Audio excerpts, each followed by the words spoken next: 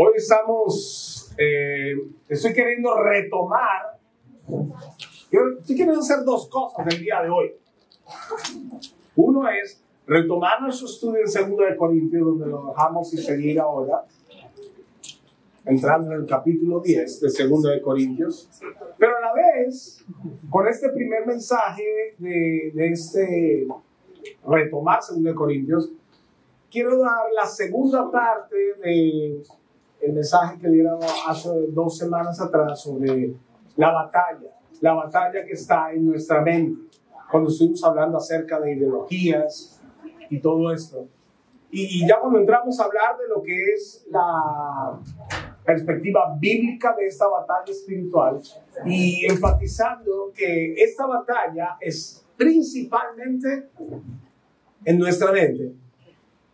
Si usted quiere ver la primera parte, pues vaya a nuestro canal de YouTube, Lima Templo, y están allí todos los mensajes de las prédicas de la iglesia, están allí colgados y pues puede ser un recurso para usted, para un mejor aprovechamiento espiritual, para repasar y para compartir esas verdades con otros. Entonces hoy quiero hablar con ustedes sobre la batalla que está en nuestra mente. Y eso en el contexto de la guerra espiritual que estuvimos hablando en nuestra convención. Y hablábamos de cómo se ve esta batalla en la mente, y es a través de tantas ideologías que hoy en día se han propagado por la tierra. Y que nuestro adversario, el diablo, está pues muy interesado en que la gente crea en cualquier cosa menos en Dios. Y créame, él va a hacer hasta lo imposible. Porque usted crea en cualquier cosa, en la tierra, en los astros, en la naturaleza, ¿verdad? En las energías que andan por ahí, en la vida de otros planetas, en la reencarnación, ¿verdad? Contarle que no crea en Dios. Él va a querer que usted también se sume a causas que están hoy en día muy en tendencia, que por los animales, que por la naturaleza, ¿verdad? La ecología, ¿verdad? Y también, y nada malo con cuidar la naturaleza, porque la Biblia dice que nosotros somos los mayordomos de la tierra. Pero cuando queremos elevar la naturaleza o los animales que hay en la tierra a nivel del hombre, pues ahí sí hay un problemita, porque es que no hay forma. El hombre es la máxima creación de Dios. El ser humano es la máxima creación de Dios. Por eso nos dejó en su imagen y semejanza. Luego sí hay una gran diferencia entre nosotros y un animal. Y entre nosotros y la naturaleza, un árbol o las plantas o qué sé yo. Entonces, pero hoy en día hay mucha ideologización al respecto. Y esto en el ánimo de controlar a la sociedad, porque ojalá fuera que lo dejaran solo a nivel del pensamiento humano y puro filosófico. No. Eso nos lleva a leyes que conminan a las personas a actuar de ciertas maneras, a hacer y dejar de hacer ciertas cosas. Bueno, de eso ya hablamos en la primera parte. Pero entonces, entrando en nuestro texto, quiero invitarles a 2 de Corintios capítulo 10. Versículos 1 al 11, 2 de Corintios capítulo 10, versículos 1 al 11, recordarles que estamos leyendo la Nueva Traducción Viviente. Y pues allí el apóstol Pablo dijo: ahora yo, Pablo, les ruego por la ternura y bondad de Cristo, aunque me doy cuenta de que piensan que soy tímido en persona y valiente solo cuando escribo desde lejos. Pues bien, les suplico ahora para que cuando vaya no tenga que ser atrevido con los que piensan que actuamos con intenciones humanas. Somos humanos, pero no luchamos como lo hacen los humanos. Usamos las armas poderosas de Dios, no las del mundo, para derribar las fortalezas del razonamiento humano y para destruir argumentos falsos. Destruimos todo obstáculo de arrogancia que impide que la gente conozca a Dios. Capturamos los pensamientos rebeldes y enseñamos a las personas a obedecer a Cristo. Y una vez que ustedes lleguen a ser totalmente obedientes, castigaremos a todo el que siga en desobediencia. Fíjense en los hechos evidentes. Los que afirman que pertenecen a Cristo deben reconocer que nosotros pertenecemos a Cristo tanto como ellos. Pareciera que estoy jactándome demasiado de la autoridad que nos dio el Señor, pero nuestra autoridad los edifica a ustedes, no los destruye. Así que no me avergonzaré de usar mi autoridad. No es mi intención asustarlos con mis cartas, pues algunos dicen las cartas de Pablo son exigentes y fuertes, pero él en persona es débil y sus discursos no valen nada. Esas personas deben darse cuenta de que nuestras acciones, cuando llegamos en persona, serán tan enérgicas como las que decimos en nuestras cartas que llegan desde lejos. Vamos hasta ahí. Y es que recordarles a todos que en 2 Corintios el apóstol Pablo está haciendo en toda esta carta una defensa de su ministerio. Lo acusaban de varias cosas. Lo acusaban de no ser lo suficientemente espiritual, sino más bien de ser un hombre muy carnal y muy temperamental. De esos que hablan con el hígado. ¿Cierto? Lo acusaban también de no saber expresarse. O sea, ¿qué pasa? ¿Te acuerdas de que ellos estaban en la cultura de los griegos que eran demasiado elocuentes? Entonces, para ellos, una persona de buena habla era muy importante. Sí, o sea, no puedes poner a hablar a ella cualquiera. Entonces, ¿entendieron? O sea, como que el apóstol Pablo tenía cierta dificultad para hablar, para expresarse claramente. Y para los griegos, los corintios, eso era despreciable. Entonces se valían de cualquier cosa para desmeritar su ministerio y por ende su autoridad. Sin embargo, en el versículo 1, él empieza hablando de mansedumbre y ternura. La ternura de Cristo. Él dice allí en el versículo 1 que les habla. Les ruego con la ternura y la bondad de Cristo. Aunque me doy cuenta de que piensan que soy tímido en persona y como enérgico desde lejos. Él siempre se identificó, como debemos hacer nosotros, con Cristo y el modo de actuar de Cristo. Mansedumbre, o sea, ser manso no significa ser menso. Pero ser tranquilo y pensar antes de hablar o calcular bien tus palabras, eso está bien, eso es de mansos. Los mensos son los que actúan y después dicen, ay, creo que me equivoqué. Eso es ser menso. Pero habla aquí de una actitud hacia los corintios. Pablo amaba a esta gente y pone el ejemplo de Cristo y dice, hey, con la bondad y la mansedumbre de Cristo yo les hablo. Con esa ternura de Cristo yo les hablo. Pablo amaba entrañablemente la iglesia en Corinto que él plantó. No obstante, la primera vez que estuvo entre los griegos se le burlaron cuando habló de la resurrección. Y dice, está loco.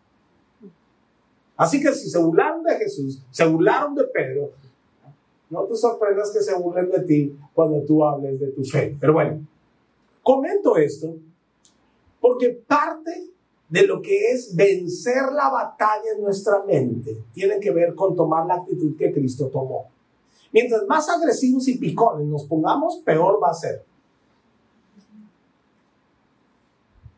Esta batalla, y como vamos a ver más adelante, y también el apóstol Pablo lo ha mencionado, y lo mencionáramos nosotros hace 2 semanas, esta batalla es espiritual. Esto va más allá de las personas.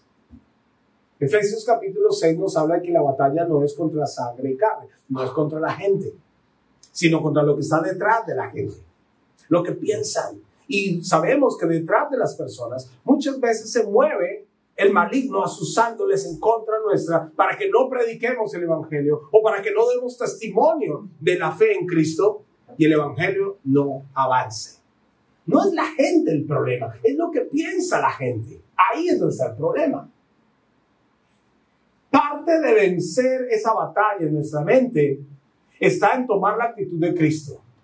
La agresividad, la violencia, la piconería no ayuda. Aquí se aplica el dicho peruano, que no sé cuál filósofo peruano lo dijo, pero dijo: el que se pica, pierde. Palabras sabias. Es verdad. Cuando hablamos de la batalla espiritual que está en nuestra mente, y cuando estás hablando con otra persona y están discutiendo argumentos y esto y lo otro, y es que no es así, que yo no fui, que fue TT, que no sé qué. No te piques, porque el que se pica pierde. Háblales con mansedumbre y ternura. Además, la palabra enseña en Proverbios que la blanda respuesta aplaca la ira, mas la palabra áspera hace subir el furor. En el versículo 3, el apóstol Pablo declara lo siguiente. Dice, somos humanos, pero no luchamos como lo hacen los humanos. ¿Qué declaración más profunda? Somos humanos, pero no luchamos como luchan los humanos.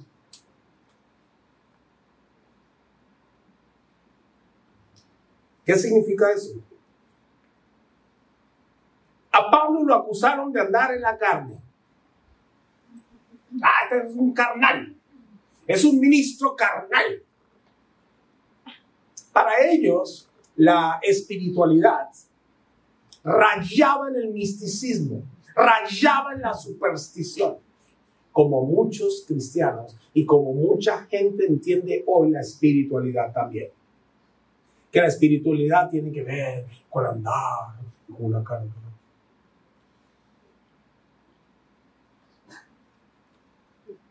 Y cuando hablan así. Y no se ríen de cualquier cosa, sino que son todos formales y elocuentes. Porque esto refleja a Dios. A mí me aburre. A mí me da sueño eso. Le digo francamente, Dios quiere transformar tu vida. No quiere que tú dejes de ser tú. Y el apóstol Pablo dijo lo mismo. Dijo, somos humanos, sí, es verdad. Tenemos carne y hueso, nos da hambre y frío. Claro que sí.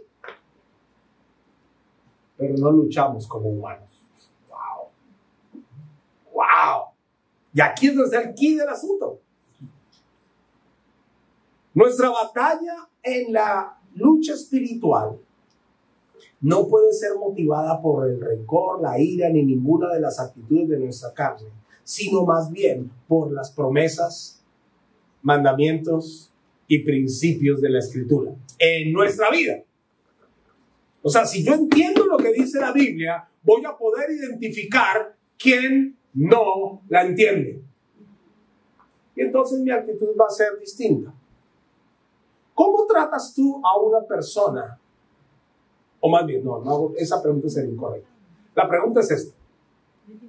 ¿Cómo luce tratar, el buen trato hacia una persona que no tiene ni idea de qué le estás hablando? ¿Cómo sería tratarla bien?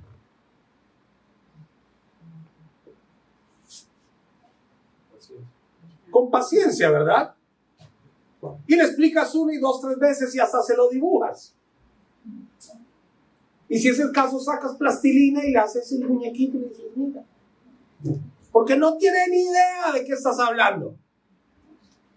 Si tú le hablas a una persona que no tiene idea de nada, que no sabe de qué hablas tú, y le hablas con tecnicismos, y le hablas con palabras súper espirituales, y le hablas con conceptos o dando por sentado que la persona tiene claro muchas cosas, ¿lo estás haciendo bien? Ahí está el punto.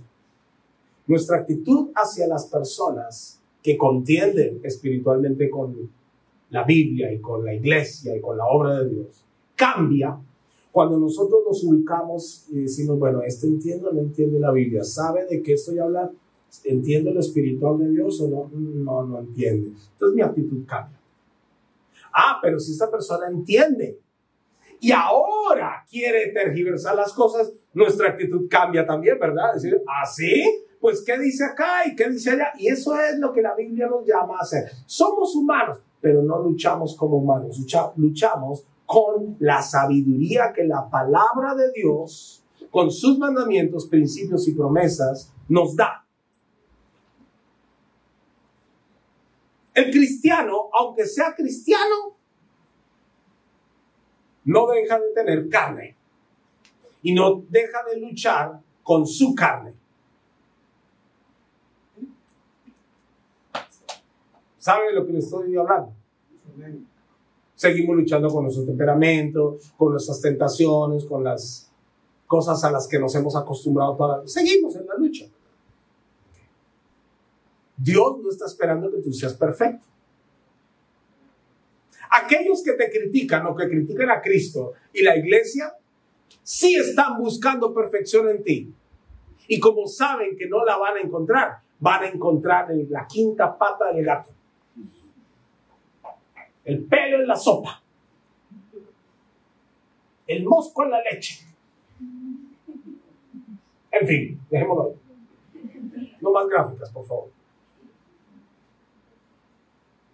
¿Te has topado con personas así que te están buscando la sinrazón para desacreditar tu nombre? Y más si eres cristiano. Bueno, ahí está la batalla. No es esa gente, es lo que está detrás de esa gente.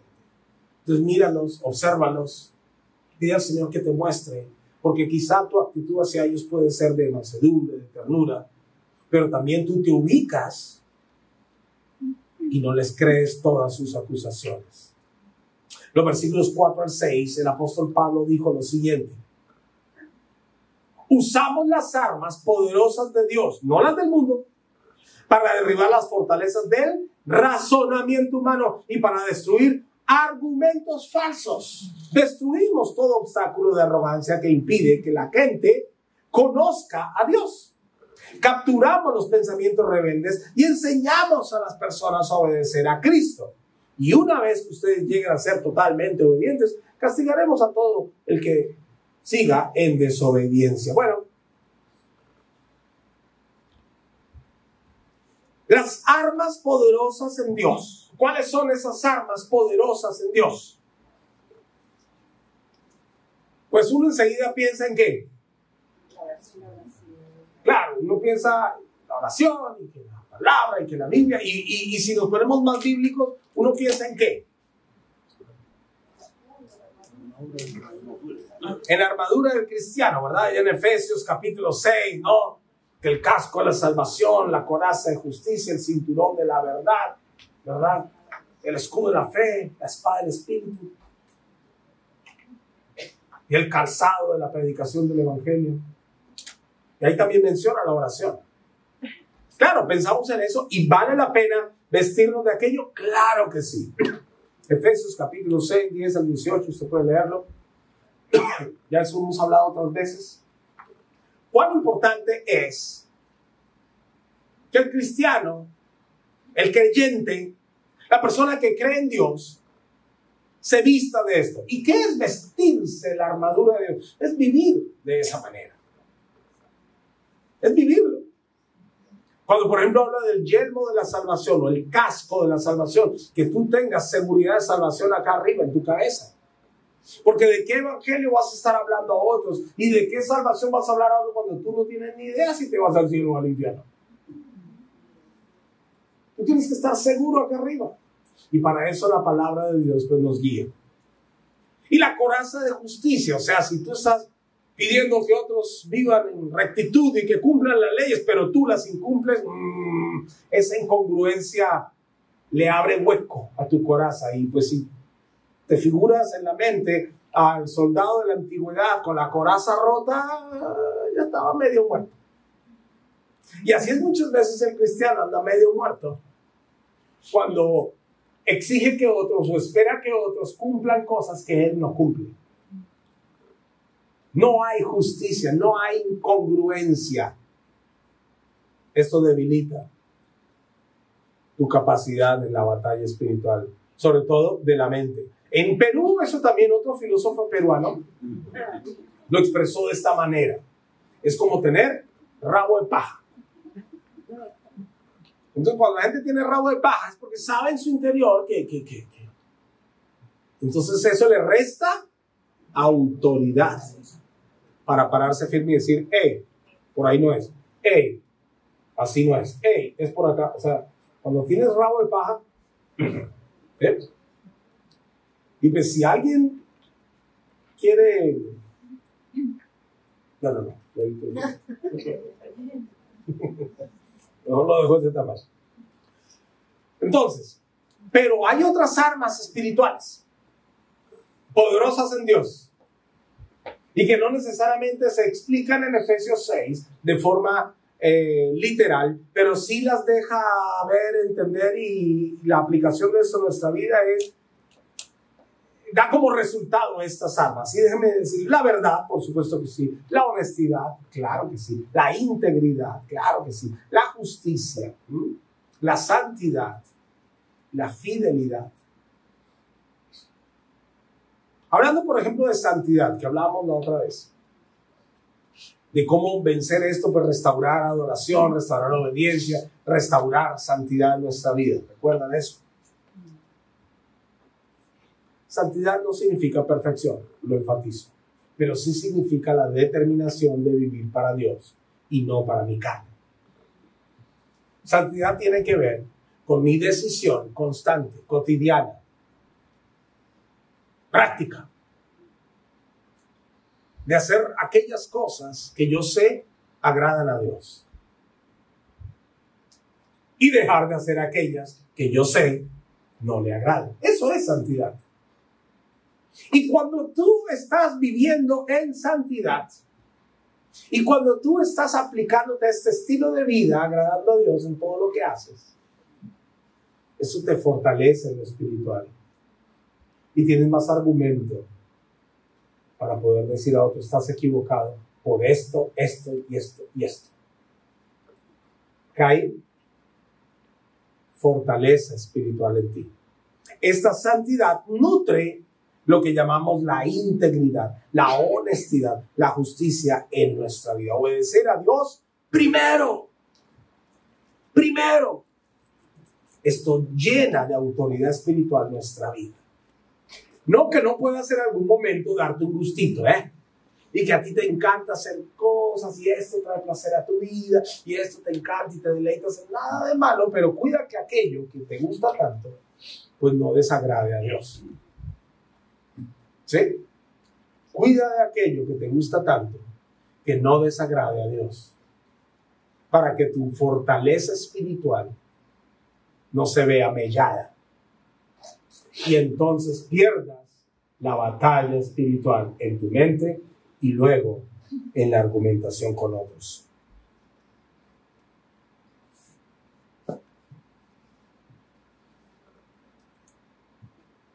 Satanás muchas veces arremete. Dice en Efesios 6 que Él nos manda dardos de fuego, dardos encendidos, chismes, calumnias, tentaciones allí por tu lado flaco. La caída en el pecado, el obedecer al pecado, comienza acá, donde es la batalla. Tú ganas o pierdes aquí. Y entonces, para defendernos de ello, no solamente, claro que sí, es importante la oración, importante la lectura de la Biblia y la obediencia a la Escritura, claro que sí. El estar en la iglesia para que otros puedan orar por mí y estar pendiente de otros, claro que sí. Esto es muy importante, pero, escúcheme bien, cuando nosotros cuidamos nuestro andar diario delante de Dios primero, viene algo que es paz en nuestra conciencia. Sin paz, muy complicado vivir. Pero con paz que viene de Dios, todo se fortalece en tu vida. Con paz que proviene de Dios, todo se fortalece en tu vida. Piensa en eso. Pero el cristiano y la gente en general, a veces somos muy frescos. Demasiado frescos. Y decimos tener paz cuando esa paz no viene de Dios, sino viene de la obstinación de querer hacer nuestra voluntad a como dé lugar. Y cuando una persona obstinada cree que tiene la razón, como dice Proverbios capítulo 3, se cree sabio en su propia opinión, cree que tiene toda la razón, y entonces se siente bien. y dice, yo tengo paz. Yo tengo paz. Yo me siento tranquilo. Pero no te acusa la conciencia. No, para nada. Yo estoy bien. Pero esa es una falsa paz que no viene de la obediencia, de la oración, de la fortaleza espiritual, sino de la obstinación. Eso no te ayuda en la batalla de tu mente. Busca la paz y síguela.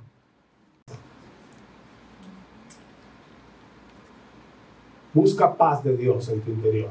Haz lo que sea necesario hacer y deja lo que sea necesario dejar para que tengas paz. Porque con paz puedes pensar, con paz puedes hablar mejor, con paz puedes vivir tranquilo y puedes decir esto sí es correcto, esto no es de Dios. Y esta batalla la vas a enfrentar mejor estando en paz. Ojo, dice que estas armas destruyen fortalezas. Acompáñenme un momento a Proverbios capítulo 21, versículos 22 y 23.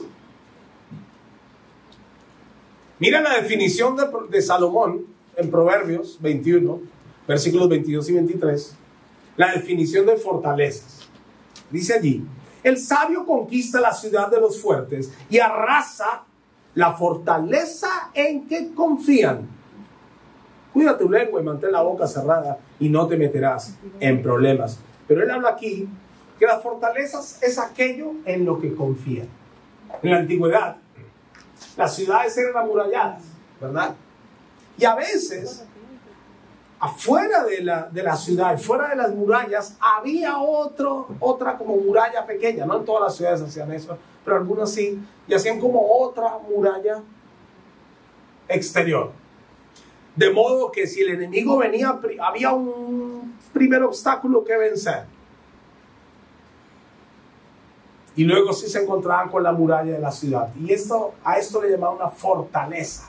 Se sentían ellos muy seguros y confiados por estar dentro de esta ciudad amurallada, sabiendo que había otro muro externo que los protegía de antemano. Bueno, ahora estamos hablando de otro tipo de fortalezas en la mente. Cuando dijo el apóstol Pablo allí, somos humanos, pero no luchamos como humanos. Usamos las armas poderosas de Dios, no las del mundo, para destruir fortalezas. ¿Cuáles fortalezas? Él está usando la analogía de la guerra de aquel tiempo, pero según Proverbios, las fortalezas son esos pensamientos, esas cosas en las que tú confías. Y ahí está el quid del asunto. ¿Cómo sé yo si quizá tengo una fortaleza en mi mente? Uno, ¿en qué confío? ¿Usted se ha dado cuenta que muchas veces hacemos cosas porque sí? Porque así lo hacemos. Yo toda la vida lo he hecho así y pues eso no me lo va a cambiar nadie. ¿Ha visto esa actitud? Pero le cuento, en algunos lugares sucede. No, deje así. Pero es que no se abre por ahí, mejor es así. No, que yo lo hago así porque es que así. Porque esa forma de hacer las cosas o ese pensamiento te da confianza. Y no te abres a un cambio. Y no te abres a quizá yo estoy equivocado. Quizá toda la vida lo he estado haciendo mal.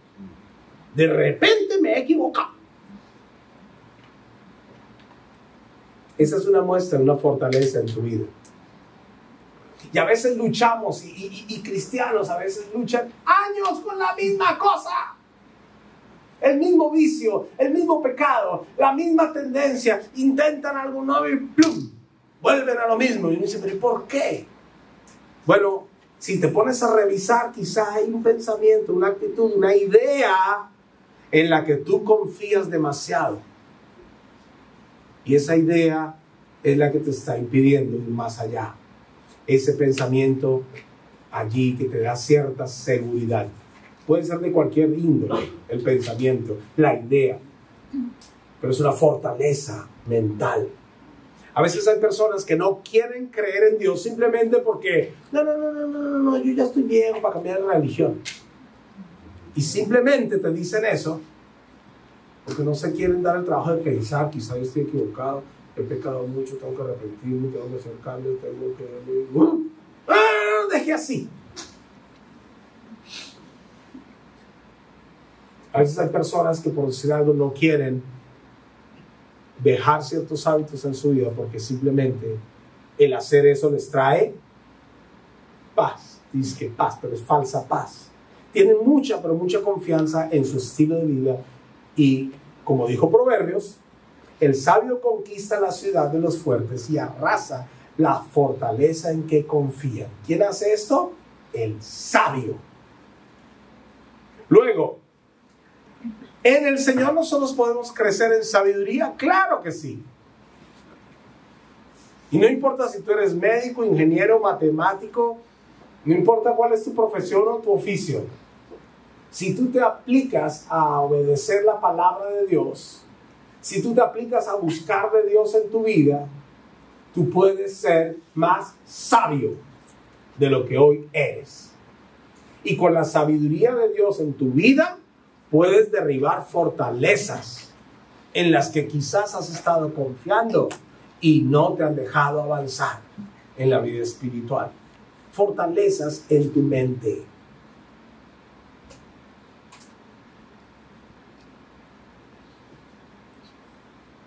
Mientras estaba en prisión, el apóstol Pablo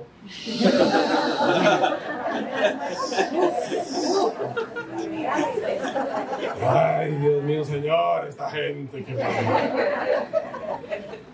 Mientras estaba en prisión, el apóstol Pablo dijo unas palabras. Dijo: este es mi evangelio por el cual sufro incluso hasta el punto de haber sido encadenado como un criminal. Pero la palabra de Dios no está encadenada. La limitante la ponemos nosotros. El apóstol Pablo estaba preso injustamente. Lo trataron como criminal. Y desde la prisión escribía. La palabra de Dios no está encadenada. El gozo del Señor es mi fortaleza. Yo estaba preso,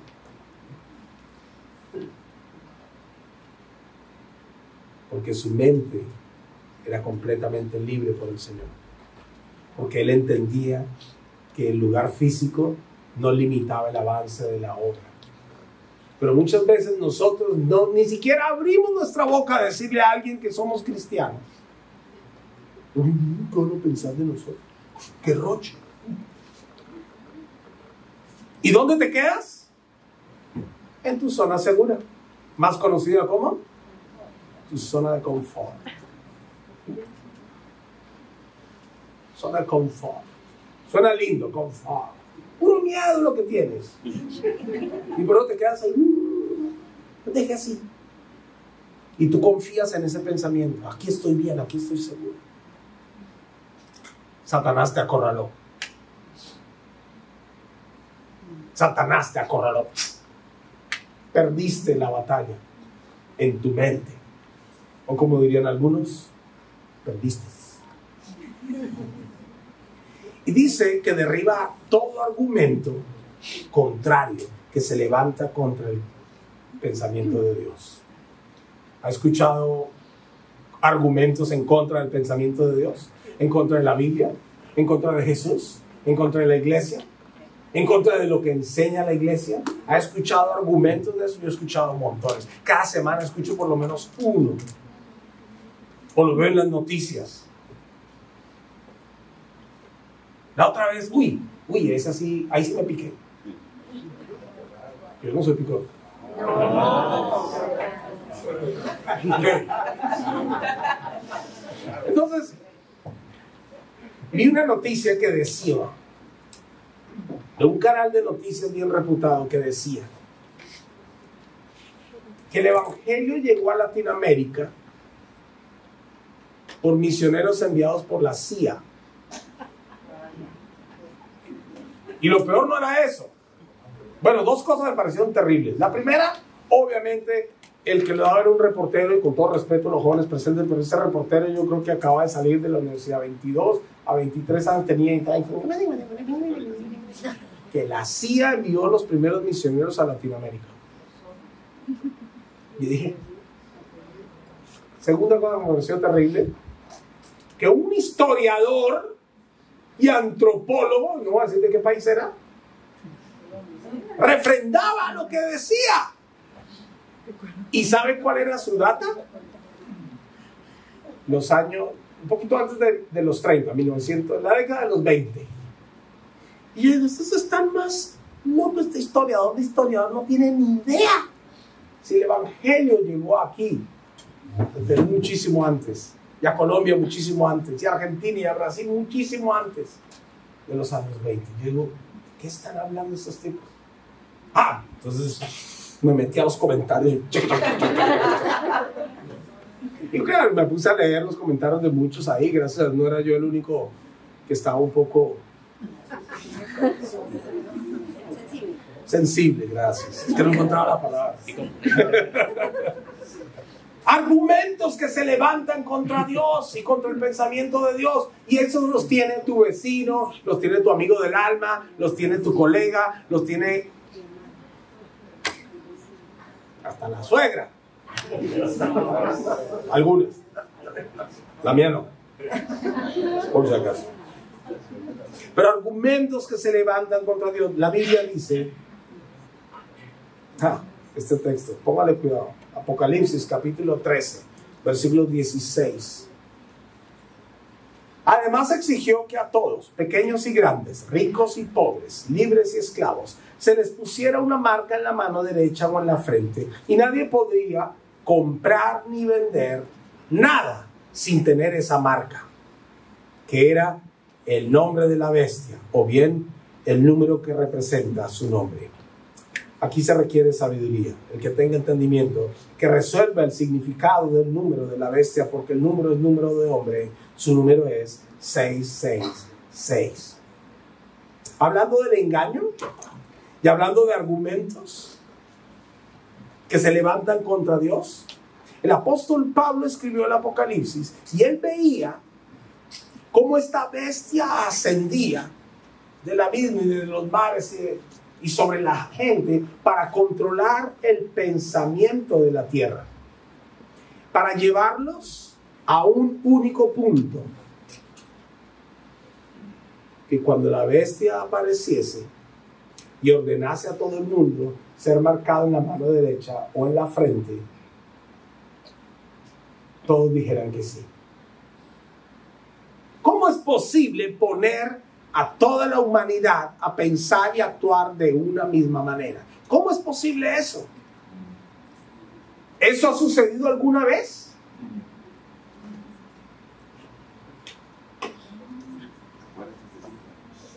Hace 5 años pasamos la pandemia, COVID-19. Nunca había sucedido que toda la humanidad estuviera marchando al mismo ritmo, al mismo pensamiento.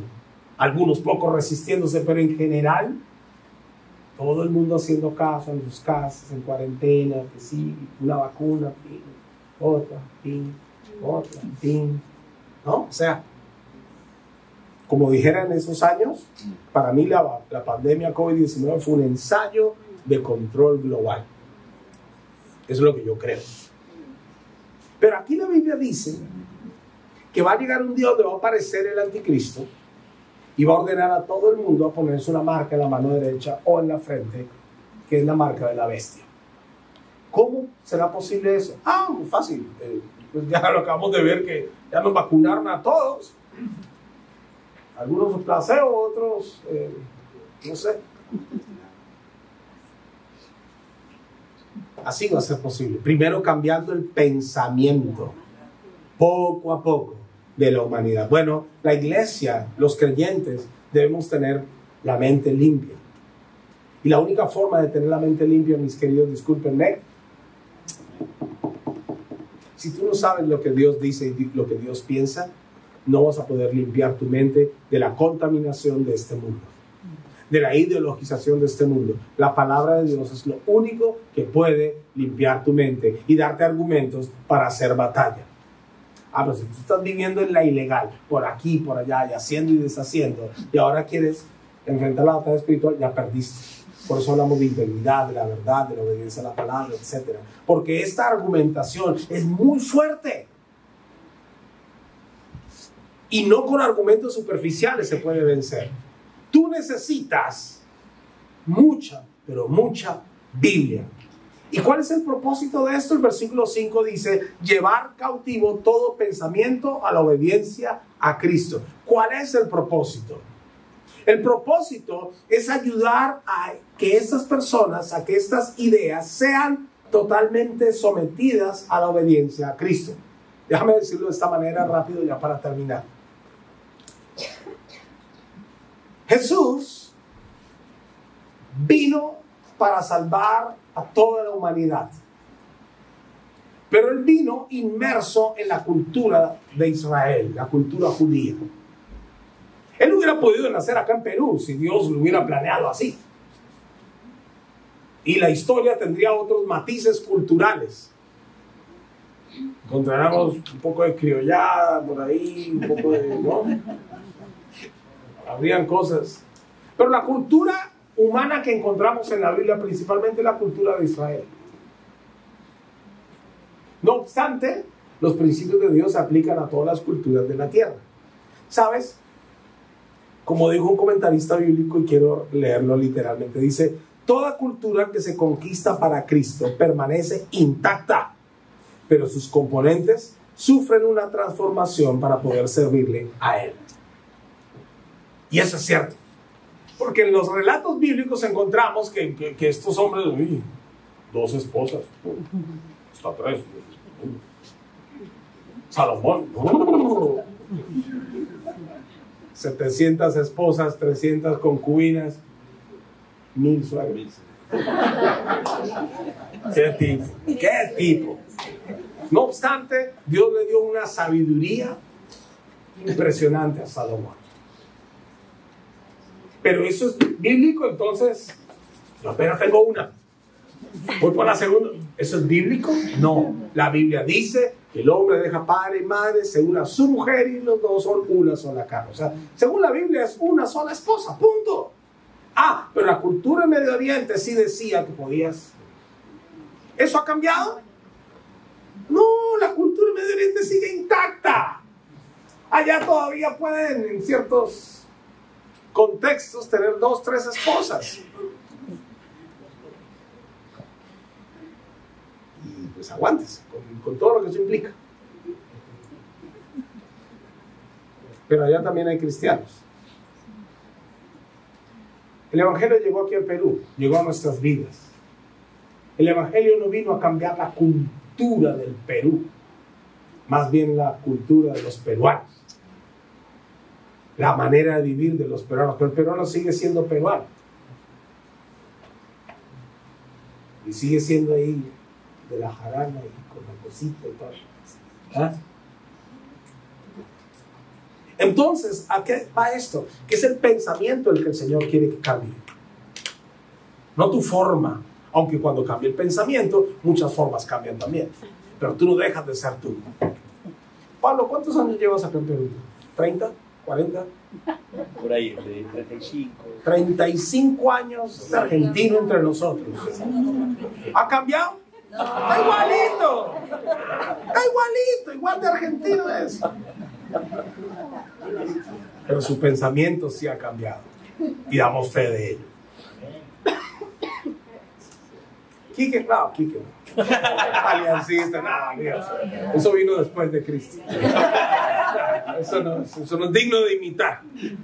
Pero me dejo entender, la cultura no cambia. Nuestros hermanos venezolanos que están aquí, y algunos cuantos colochos que andan por ahí, colochos que andan, y otros que andan por ahí, siguen siendo lo mismo, pero su pensamiento es el que cambia, su cultura sigue intacta. Dios quiere que tú seas un mejor colombiano, un mejor venezolano, un mejor argentino, un mejor peruano, pero con el pensamiento de Dios. ¿Dónde nos encontramos? ¿Dónde convergemos todos? En Cristo. y en lo que la palabra dice. Luego, la batalla es en la mente. La batalla no es con la gente. Amamos a todos. Defendemos la causa de Cristo. Insisto en lo siguiente. Si llega a nuestra iglesia personas cuyo pensamiento es completamente radical y obviamente y contrario a la Escritura, y obviamente su conducta es distinta a la nuestra, ¿qué vamos a hacer? Vamos a amarlos, vamos a recibirlos. Ahora vamos a tener 2 servicios, pues traiga a todos esos locos aquí a la iglesia. Sí, invite a todos esos locos amigos suyos que piensan raro, invítelos, que vengan, que conozcan, que se den el chance de conocer a Dios.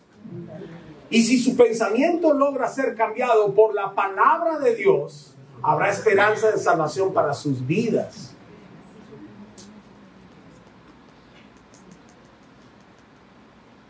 Y con esto digo lo siguiente, y aquí me lo va a meter en la cocina a todo el mundo, y cierro el mensaje. Si tú eres de aquellos que piensan, porque yo sé que hay gente en nuestra iglesia que lo piensa, pero si tú eres de aquellos que piensan en nuestra iglesia que ciertas personas no deberían estar aquí porque son así, así, así, y porque piensan de esta forma, y mire cómo vive, mire cómo se viste, y mire cómo camina, y mire, y mire, y mire, te digo lo siguiente, con amor y cariño. Si tanto te molesta, ¿qué haces tú aquí? Porque ¿cómo fue que tú sí pudiste entrar aquí a la iglesia, a Cristo, al Señor? Pero tú te das el derecho de decir,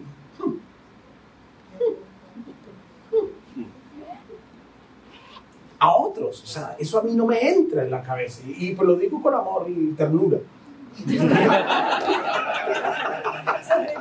Como decía el apóstol Pablo. ¿Sientes la ternura de Cristo? Ya mucha ternura hoy, ¿no? O sea, no pensemos así. Si tú piensas así, yo digo, el que está mal eres tú. Porque el evangelio es precisamente, y la palabra es precisamente para ayudar a otros a que destapen su mente y se den cuenta del error de su pensamiento en el cual han vivido, y que sus vidas puedan cambiar. De eso se trata Cristo, de eso se trata el reino, de eso se trata la iglesia, de eso se trata Lima Templo. Amén. ¿Estamos? Bueno, entonces vamos a orar. Señor nuestro, muchas gracias, porque tú nos das las herramientas para afrontar esta batalla espiritual en nuestras mentes. Esta batalla ideológica que vivimos a diario con personas con las que trabajamos, o con las que convivimos, con las que estamos allí de vecinos, Señor, pero altercan contra ti y contra lo que somos como creyentes. Padre, yo te clamo que nos des gracia y sabiduría para hablar apropiadamente a estas personas, para guiarles a entender la verdad de tu palabra y salir del error en el pensamiento que se encuentra. Pido, Padre Santo, que tu favor sea sobre cada uno de los presentes y sus familias. Que tu favor sea sobre ellos. Que fortalezca su ser interior. Que se aferren más a las verdades de tu palabra, la Biblia, y defiendan la fe en ti. Que cada uno de los presentes aquí, Señor, sea usado por ti, por tu voluntad, conforme a tus planes en la vida de otros. En el nombre de Jesús. Aleluya.